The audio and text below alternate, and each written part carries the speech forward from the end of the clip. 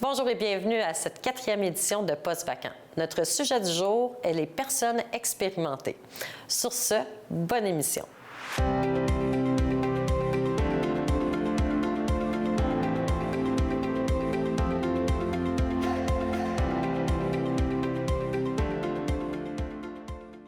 Alors bonjour et bienvenue à Postes vacants. J'aimerais que tu m'expliques un peu ton rôle dans l'organisme. En fait, je suis directrice générale adjointe, donc je suis là pour soutenir l'équipe qu'on a dans nos 2 points de service. En fait, on a une équipe à Sainte-Thérèse, une équipe à Saint-Eustache, donc beaucoup être en support, leur offrir tout ce qu'ils ont besoin pour être en mesure de bien répondre aux besoins des clients. Écouter les besoins qu'ils identifient chez nos clients, développer des projets pour répondre, aller chercher du financement, évidemment, faire la reddition de comptes, tout ça. Et une bonne partie de mon temps qui est aussi accordée à faire la représentation à l'externe, donc de participer à des comités de travail, de faire connaître notre organisation auprès autant des entreprises que des partenaires comme CIA, Laurentides, la Porte de l'Emploi, tout ça. On développe des projets communs avec des clientèles complémentaires, si on veut. Par exemple, on siège également sur le comité consultatif pour les 45 ans et plus, qui est un comité qui relève de la Commission des partenaires du marché du travail, là, qui regroupe des acteurs qui tournent autour de la clientèle expérimentée de tous les domaines, donc du milieu syndical, du milieu patronal, de l'employabilité.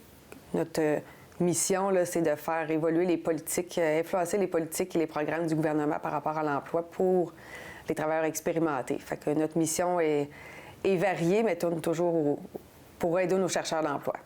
Est-ce que vous avez des projets spéciaux? Bien oui, en fait, dans le cadre de nos différentes représentations qu'on fait justement à l'externe là, pour faire la promotion de notre clientèle auprès des employeurs, cette année, on participe à Cap vers l'emploi. Cap vers l'emploi, c'est un événement d'arrimage où les employeurs font des speed dating, des rencontres rapides avec des travailleurs. L'année passée, c'était orienté immigration.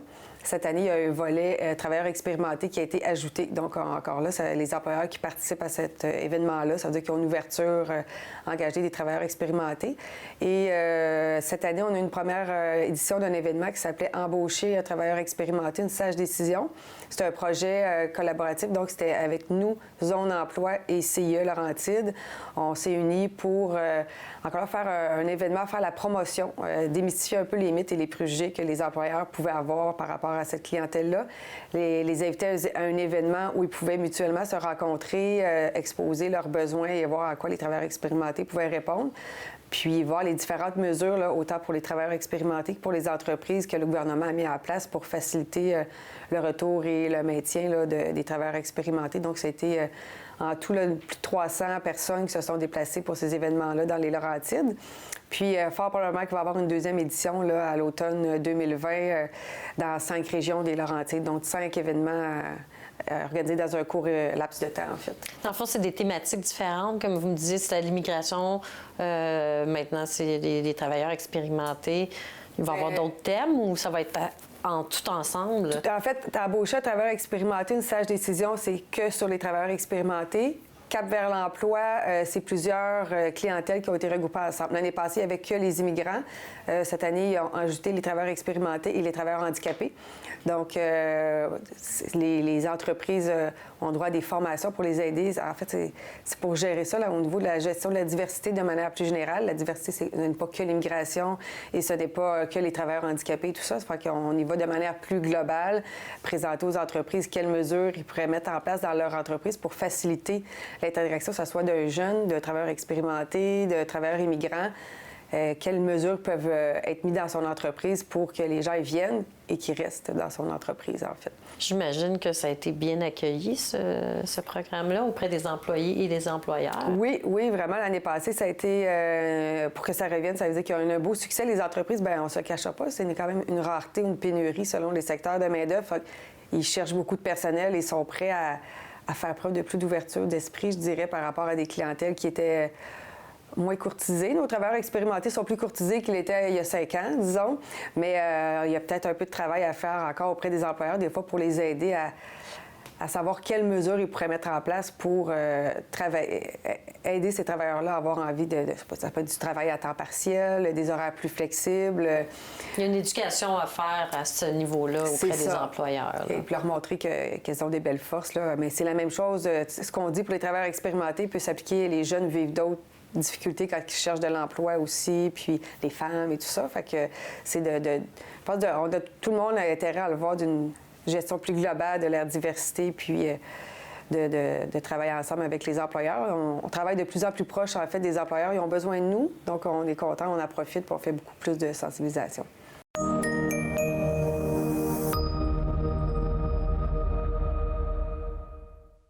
Alors, bonjour et bienvenue à Poste vacant.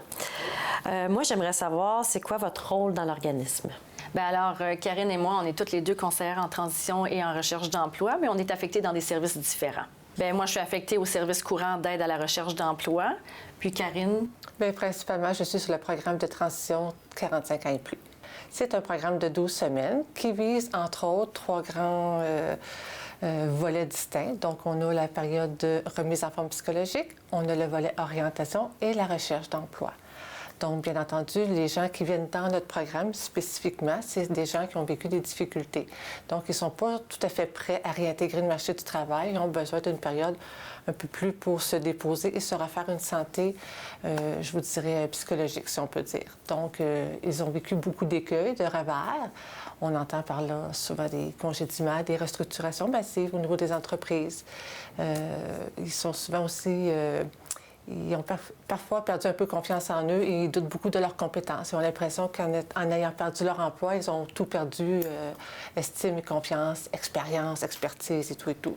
Donc, on doit travailler ensemble à rebâtir confiance, estime. Oui, tout à fait. Bien, moi, en fait, je vais rencontrer tous les jours des gens qui sont à la recherche active d'un emploi. Alors, ma clientèle, celle qui vient me voir, monsieur, madame, tout le monde qui habite les Basses-Laurentides, qui va avoir, par contre, un objectif d'emploi qui est déjà assez clair, qui veut faire une recherche d'emploi pour un retour imminent sur le marché du travail. Quelles sont les difficultés rencontrées par les travailleurs expérimentés sur le marché du travail dans leur recherche d'emploi? Bien, je pense que toutes les deux, on pourrait y répondre. Moi, de mon côté, là, en travaillant là, de près avec les gens de 45 ans et plus, ce qu'ils vivent, c'est souvent de l'âgisme. Ils croient qu'il n'y a pas personne qui va pouvoir les embaucher parce qu'ils ont 45 ans et plus. Je vous dirais, j'en ai parlé un petit peu tantôt, mais la difficulté aussi qu'ils rencontrent, c'est parfois qu'ils ont des compétences qui n'ont pas été mises à jour au fil des ans. Leur employabilité, ils n'en ont pas, ils s'en sont moins occupés.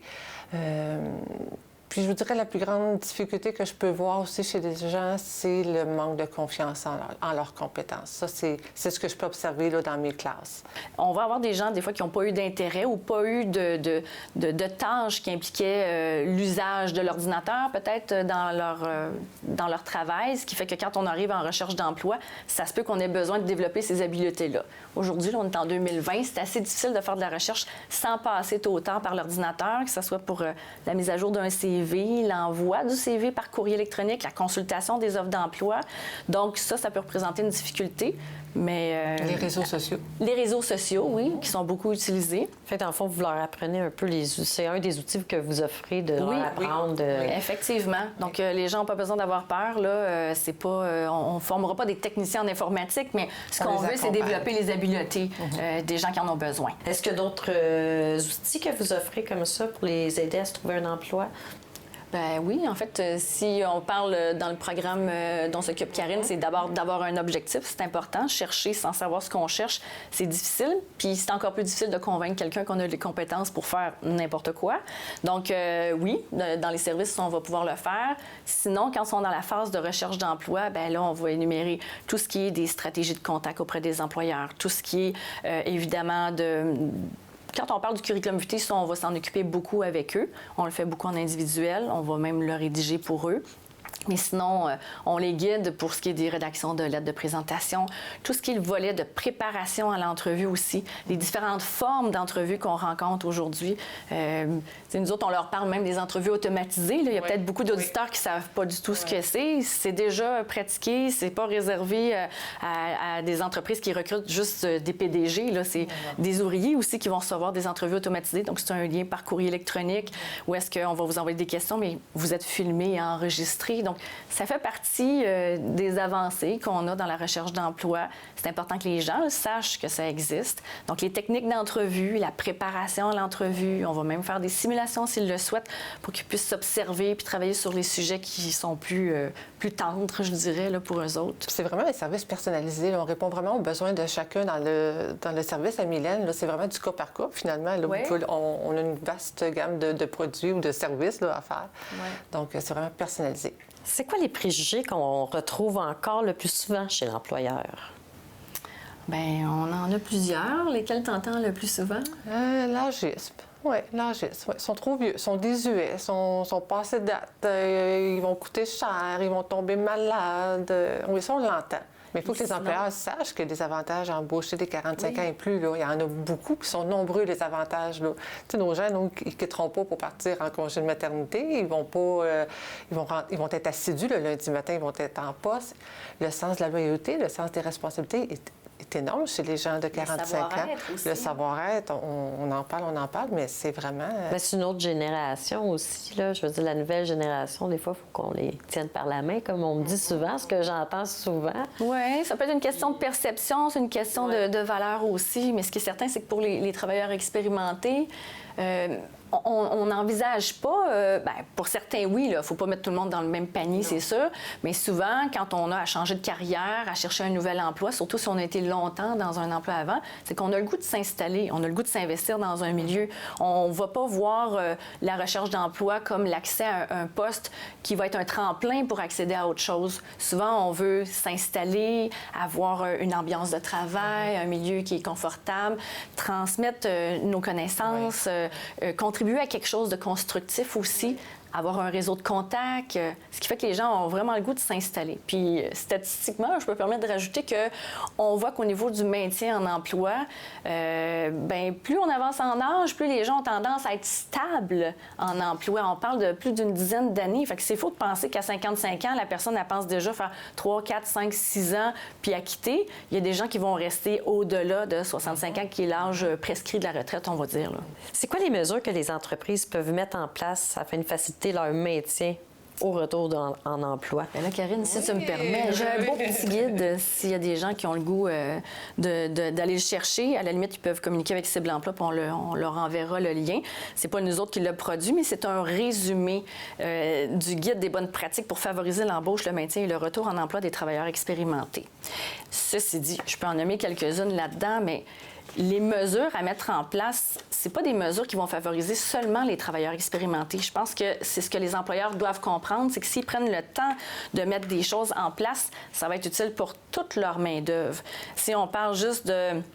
Bon, évidemment, des travailleurs expérimentés, adapter le processus de recrutement pour attirer les travailleurs expérimentés. Quand on met des annonces, juste les mots qu'on choisit, juste les images qu'on va mettre, bien, il faut évidemment que le bassin de travailleurs s'identifie déjà à ça. Hein? Si je me sens pas interpellée par l'annonce, j'irai pas postuler. Fait que pour les problèmes de recrutement, déjà, il faudrait y penser.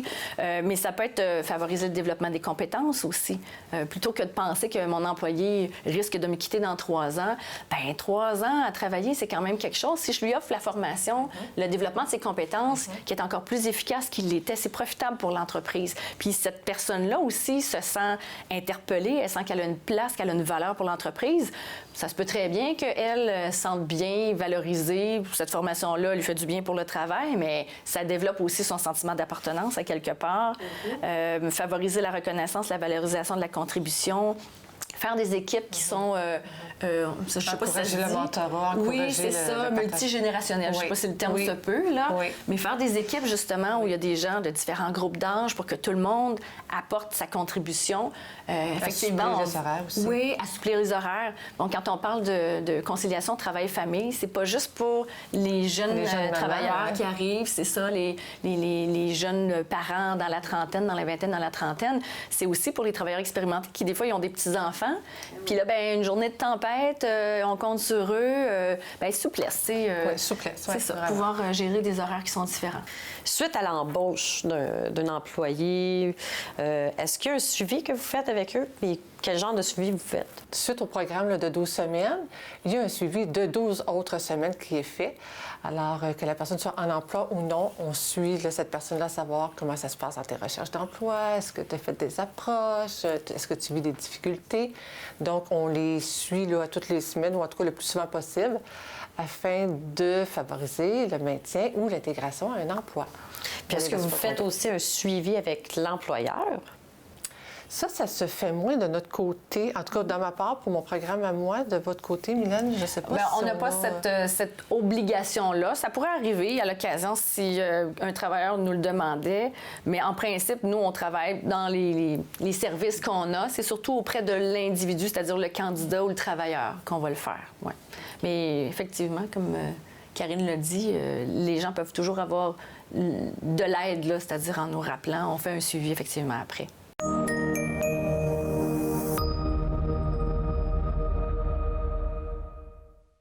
Donc, moi, j'aimerais savoir, c'est quoi les services que tu as reçus à Cible Emploi? Bien, Cible Emploi, moi, je suis dans le programme Transition 45 ans et plus. Donc, dans ce groupe-là, on reçoit 3 différents services. C'est services d'orientation. Donc, au niveau de l'orientation, on fait des tests d'orientation, des exercices. Et puis, deuxième service qu'on reçoit, c'est des connaissances de soi. Donc, au niveau, ils nous aident à nous connaître, mais plus en faisant de l'introspection, à développer nos ressources et aussi à avoir une attitude favorable. Puis le troisième, et non le moindre, c'est au niveau de la recherche d'emploi. Donc, au niveau de la recherche d'emploi, ce qu'ils font, c'est qu'ils nous aident à développer nos outils de promotion et aussi un plan de recherche d'emploi. Bien, moi, je suis venu ici parce que, premièrement, j'étais dans l'inaction. Okay. Donc, il fallait que je bouge. Et puis, j'avais besoin de me connaître. J'avais besoin de savoir. Puis, pour me connaître, bien, suite à ça, ça m'aide à savoir dans quel domaine je peux œuvrer. Puis aussi, j'ai besoin d'aide là, pour développer mes outils, là, tels que mon CV, là, puis la recherche d'emploi.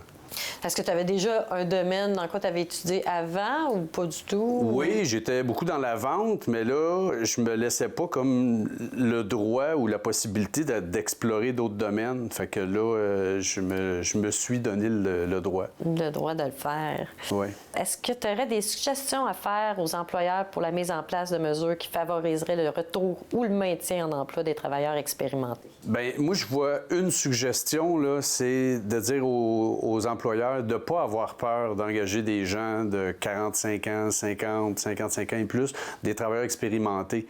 Ils ont beaucoup d'avantages, ils peuvent apporter beaucoup aux entreprises. Dans le fond, là, les avantages là, qui peuvent emmener, c'est beaucoup... on a plusieurs expériences de travail, on a des expériences de vie, puis ces deux choses-là nous amènent une certaine maturité. C'est bon de compléter avec la jeunesse. Puis, en plus, on peut combler une partie de la pénurie qu'il y a aujourd'hui, la pénurie d'emploi. Puis aussi, on a une volonté de travailler, on a une volonté de contribuer, mais il faut juste qu'on puisse le faire. Bien, ma contribution, je la vois, j'espère pouvoir transférer, transmettre mes connaissances, ma compétence, mes acquis, tout ça, mon expérience. Le tout avec passion, parce que, étant donné que je vais avoir fait le programme puis que je vais œuvrer dans un milieu que j'aime, bien, ça va être beaucoup plus facile de transmettre tout ça. Et puis, moi, là, un programme comme ça, c'est rare qu'on a le temps de s'arrêter pour faire le point sur notre vie professionnelle. Puis ça, je le souhaite à tout le monde de le faire. C'est pour le meilleur bénéfice.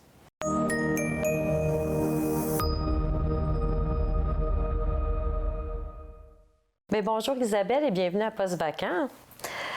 J'aimerais que tu m'expliques un peu ton rôle dans l'organisme. Oui, en fait, moi, ici, chez Cible Emploi, j'enseigne aux adultes, bien évidemment à nos clients, qui n'ont pas de 5e secondaire. Je les aide à étudier pour aller passer une équivalence de 5e secondaire. Bien évidemment, on s'adresse aux gens principalement qui ont plus de 30 ans.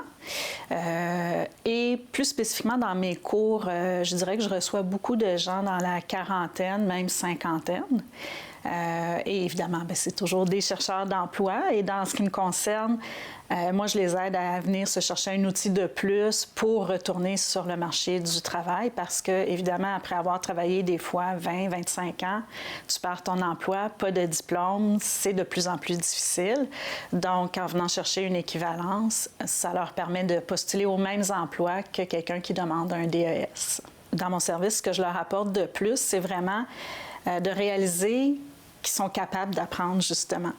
Donc, changer d'emploi, ça implique qu'on sort de notre zone de confort, qu'on a nécessairement de nouvelles choses à apprendre. Puis en venant suivre une préparation pour obtenir une équivalence, mais souvent les gens réalisent qu'ils sont capables d'étudier, d'apprendre, de réussir des examens. Donc, une bonne partie de mon travail, je dirais, qui est de leur redonner confiance, puis de leur faire réaliser qu'ils ont les capacités puis les compétences pour apprendre, puis réussir. Donc, je trouve que c'est un gros plus que je leur apporte par rapport à tous les autres services que mes collègues leur donnent déjà.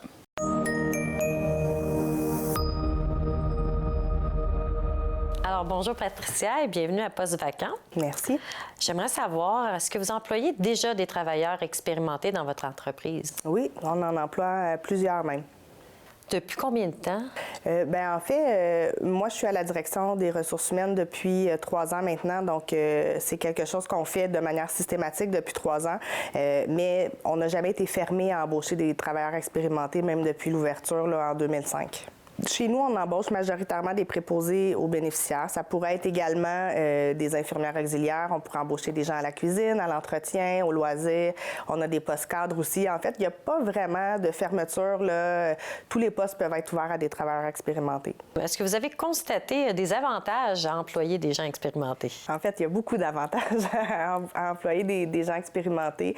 Entre autres, à la blague un peu, on peut dire ils ne tomberont pas enceintes la plupart du temps. Donc, c'est des gens qui nous quitteront pas en congé de maternité, mais de manière plus sérieuse, c'est des employés souvent très, très loyaux. Donc, on aime beaucoup avoir ces gens-là. Ils ont une expérience, une expertise aussi, un vécu qui amène un travail avec nos résidents. C'est vraiment différent. Donc, quand on est plus jeune, les résidents peuvent avoir de la difficulté à recevoir des soins d'une personne plus jeune, alors que quand on est un peu plus âgé, il y a comme quelque chose dans la proximité qui se passe. Donc, ça facilite beaucoup l'approche avec nos résidents, ça les sécurise. Fait que ça, c'est vraiment le grand avantage.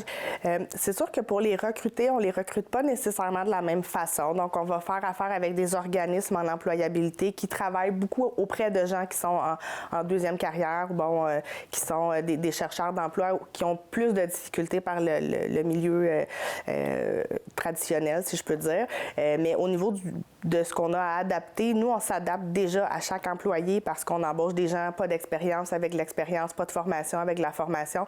Donc, le parcours d'un nouvel employé chez nous est toujours adapté en fonction du besoin de la personne. Donc, que ce soit une personne expérimentée ou non, on va s'adapter à son vécu et à ses besoins.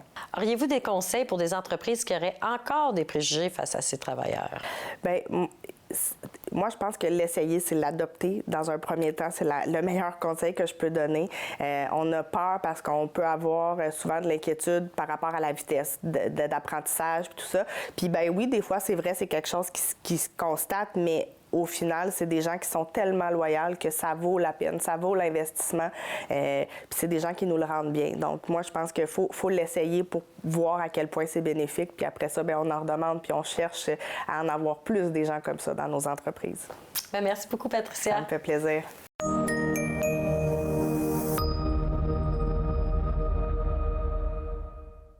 Bonjour tout le monde, mon nom est Valérie Monette. Je suis conseillère en acquisition de talent pour RH Boulevard.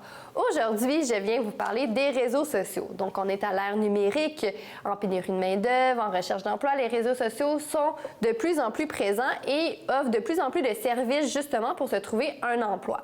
Tout le monde a un profil, que ce soit Instagram, Facebook, LinkedIn. Donc, on va de plus en plus avoir un profil. C'est super important quand on vient se trouver un emploi de s'assurer que notre profil et davantage faits professionnels. Donc, de faire du ménage sur notre page avant de partir à la recherche d'un emploi, surtout si vous voulez postuler via votre profil. Par exemple, Facebook offre l'opportunité maintenant de pouvoir appliquer directement sur des postes, mais n'oubliez pas que c'est principalement votre photo qu'on va voir en premier. Donc, s'assurer d'avoir une belle photo qui va bien vous représenter, où on peut bien voir aussi votre visage, qui vous met en valeur justement votre visage et qui va justement bien vous décrire. Donc, également, le profil, de plus en plus, il y a des profils qui peuvent être privés. Donc, c'est déjà plus un bonus pour vous si votre profil est privé. Sinon, si vous avez un profil ouvert, c'est important de s'assurer aussi que ce qu'on peut défiler, des commentaires même sur certaines photos. Donc, de faire un tri, de faire un bon ménage et peut-être même dans les années quand vous étiez soit au secondaire et des photos figurent dessus. Donc, de s'assurer que votre profil correspond bien à ce que vous cherchez.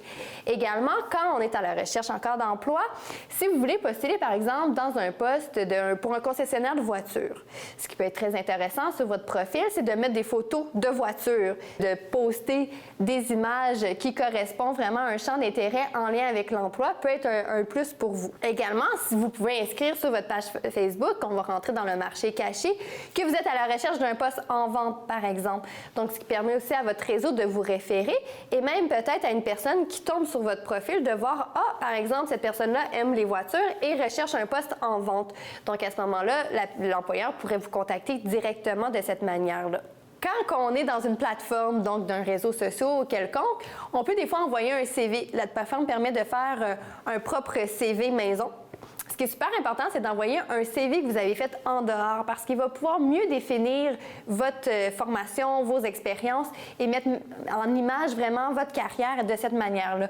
Donc, vous pouvez quand même remplir soit via Facebook, exemple, le plan, mais c'est toujours bien de faire un suivi envoyé par courriel directement à l'entreprise et envoyer votre CV, votre lettre de présentation. Vous pouvez mentionner que vous avez vu l'offre d'emploi sur le site de Facebook, par exemple, mais que vous voulez entrer en contact d'une autre façon, ce qui rend la chose un petit peu plus professionnelle dans votre démarche de recherche d'emploi.